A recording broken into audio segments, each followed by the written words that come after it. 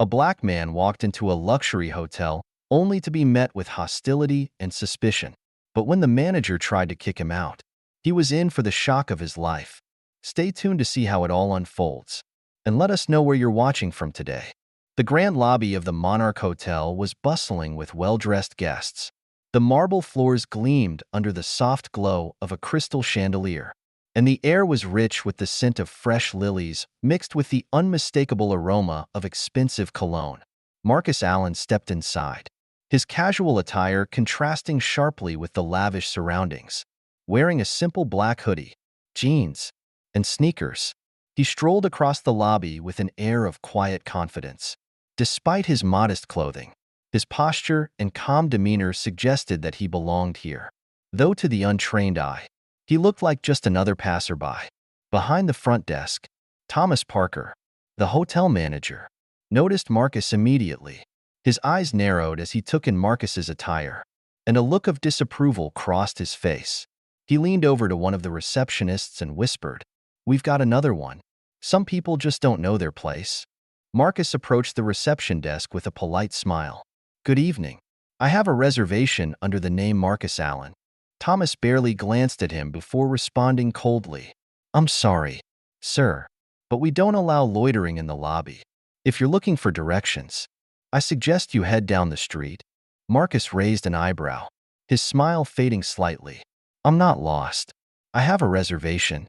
He pulled out his phone and showed the email confirmation. Thomas sighed impatiently. "I'm going to have to ask you to leave, sir. This hotel is for paying guests only." Marcus remained calm, but the tension in the air was thick. Little did Thomas know, he was moments away from learning a lesson he'd never forget. Marcus kept his composure, holding out his phone for Thomas to see. "Here's my confirmation. Marcus Allen." Thomas barely looked at the screen before shaking his head dismissively. "That's cute, but I'll have to ask you to leave before I call security."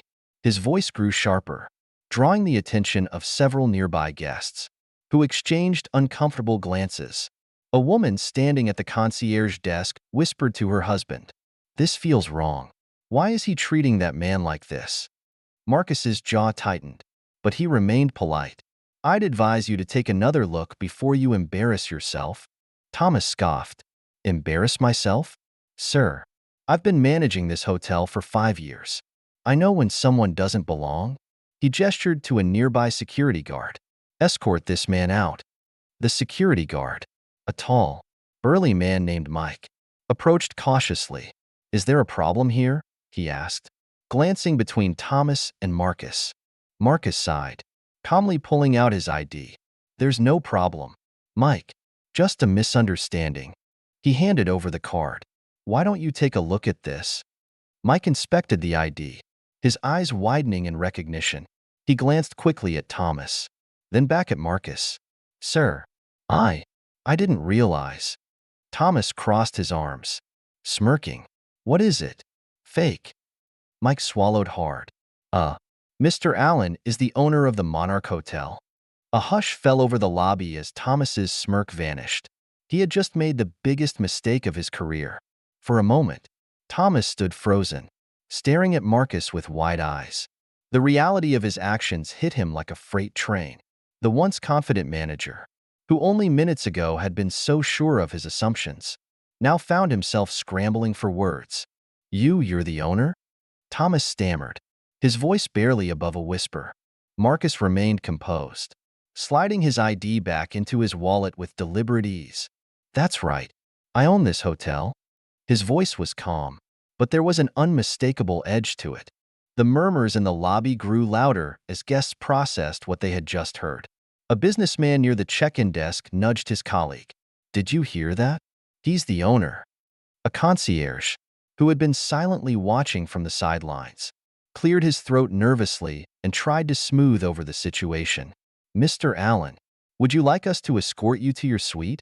he asked quickly, hoping to shift attention away from Thomas's blunder. But Marcus wasn't done yet. He turned back to Thomas, his expression unreadable. "Tell me, Thomas, what exactly was it about me that made you think I didn't belong here?" Thomas swallowed hard, his confidence unraveling rapidly. "Sir, I didn't mean. I was just following protocol, he said, forcing a smile that didn't quite reach his eyes. Marcus arched an eyebrow. Protocol? Is it protocol to judge guests by their clothes or by their skin? His voice remained calm, yet it carried the weight of authority that made Thomas shrink back slightly. An elderly woman at the concierge desk, who had been watching intently, shook her head disapprovingly. You should be ashamed of yourself, she muttered under her breath. Thomas opened his mouth to respond, but before he could, another voice chimed in. It was Emily, a junior employee who had seen everything unfold from the check-in counter. She stepped forward hesitantly. Mr. Allen, I recognized you the moment you walked in, she said, casting an embarrassed glance at Thomas. I was just about to greet you properly when, well, this happened. Marcus nodded at her, his expression softening. Thank you, Emily. It's nice to know that not everyone in my hotel jumps to conclusions. The weight of the situation grew heavier for Thomas, and beads of sweat formed on his forehead. The once bustling lobby had fallen eerily quiet as more eyes fixated on him, waiting to see how he would respond. Thomas shifted uncomfortably. Mr. Allen, I sincerely apologize for the misunderstanding, he said hurriedly. I should have handled the situation better. Marcus studied him for a long moment before responding. You're right, Thomas. You should have. Thomas's heart pounded in his chest as Marcus took a step closer. He had no idea what would come next, and he wasn't sure he was ready to find out. You know, Marcus said, his voice low but commanding. I built this hotel with one core value in mind: respect. Every guest, every employee, every person who walks through these doors should feel welcomed. Clearly, I failed to get that across. Thomas swallowed hard. Mr. Allen, I assure you this was just an isolated incident. It won't happen again. Marcus shook his head slowly. An isolated incident? He gestured around the lobby, now filled with hushed conversations and judgmental glances toward Thomas. If you treated me like this without hesitation, how many others have you humiliated? How many people have you judged before even asking their name? Nearby, an older gentleman in an expensive suit chimed in. He's right. I've seen it happen here before. A murmur of agreement rippled through the crowd. Some guests nodded in solidarity, while others shifted uncomfortably, realizing their own biases might have been overlooked in the luxurious setting of the Monarch Hotel. Thomas wiped his forehead with a trembling hand. I understand, sir. I take full responsibility. His voice cracked under the pressure, and his professional demeanor crumbled. Marcus's expression remained unreadable. I don't think you do. Thomas. He leaned in slightly. You assumed I didn't belong here because of the way I look, and that assumption nearly cost you your job? Thomas's eyes widened, his lips parting in protest, but Marcus raised a hand to stop him. If it weren't me standing here, Marcus continued, if it were just another guest who had saved up their money for a special night, and you treated them like this, what do you think that would do to their experience? The words stung, and Thomas had no answer. His hands fidgeted at his sides, and he opened his mouth only to close it again. The silence in the lobby was deafening. Here's what's going to happen, Marcus said finally, his voice steady, effective immediately. I want a full review of all front desk operations. Every employee, yourself included, will undergo training in customer service, bias awareness, and professional conduct. Thomas nodded quickly, desperation flashing in his eyes. Of course, Mr. Allen. Right away. Marcus's face softened slightly, but his tone remained firm. Thomas, I believe people can learn from their mistakes, but respect isn't optional. It's a requirement. Thomas exhaled shakily, realizing that his fate hung by a thread. Would he take this lesson to heart, or was it already too late? As Marcus's words settled over the lobby like a heavy fog, Thomas stood frozen, his mind racing. He could feel the weight of dozens of eyes fixed on him, guests, staff, and even a few curious bystanders peering in from outside the grand glass doors. The realization of how public his mistake had become made his palms sweat. He swallowed hard and forced a strained smile. Mr. Allen, I assure you, I'll do everything in my power to make this right. His voice wavered slightly, betraying the panic simmering just beneath the surface. Marcus studied him for a moment, then nodded. I hope you do, Thomas, because this hotel isn't just a building with fancy furniture and a 5-star rating. It's a reflection of the values we stand for. A murmur of agreement rippled through the crowd, and Marcus continued, turning his attention to the staff gathered near the front desk. That's why, starting today, things are going to change around here. One of the receptionists, a young woman named Lily, stepped forward nervously. Mr. Allen, we really are sorry for what happened. Not all of us think like Thomas. Some of us, well, we've been afraid to speak up. Marcus gave her a reassuring nod. And you shouldn't have to be afraid. If you see something wrong, call it out. Because if we allow bias and discrimination to exist here, even quietly, it poisons everything we're trying to build. A slow clap erupted from the corner of the lobby.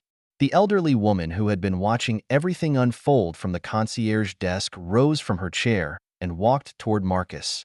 Her eyes filled with admiration. It's refreshing to see someone actually standing up for what's right, she said with a warm smile. You've earned my loyalty, Mr. Allen. Marcus smiled graciously.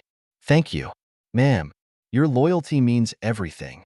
Thomas, still standing stiffly to the side, cleared his throat. And what happens to me? Sir, he asked hesitantly, his voice barely above a whisper. Marcus's gaze locked onto him. Thomas, I believe in second chances, but they have to be earned. He crossed his arms. You'll be undergoing extensive retraining starting today, and if I hear even a whisper of this happening again, you won't just lose your job, you'll lose your reputation. Thomas nodded quickly, relief flooding his face. Thank you, sir. I won't let you down. Marcus sighed, rubbing the back of his neck. We'll see. Meanwhile, a few hotel employees had discreetly pulled out their phones, recording the exchange. Within minutes, clips of Marcus's speech and Thomas's stunned expression began surfacing on social media, with captions like, "When the boss shows up unexpectedly," and "Lessons in humility at the Monarch Hotel." By the time Marcus made his way to the elevator, his phone buzzed with notifications. His assistant, Renee, had already caught wind of the situation. A text popped up, "Boss, you just went viral again." Marcus shook his head with a small chuckle and replied, "Not the first time. Won't be the last." As Marcus stepped into the elevator, he knew the ripples of this moment would extend far beyond the hotel lobby. But was Thomas truly capable of change? Or was this just another empty promise? Marcus's experience served as a powerful reminder that respect should never be based on appearances. True excellence comes from treating everyone with dignity, regardless of assumptions. Have you ever faced a moment like this? Share your story in the comments, and don't forget to subscribe for more powerful lessons on respect and justice.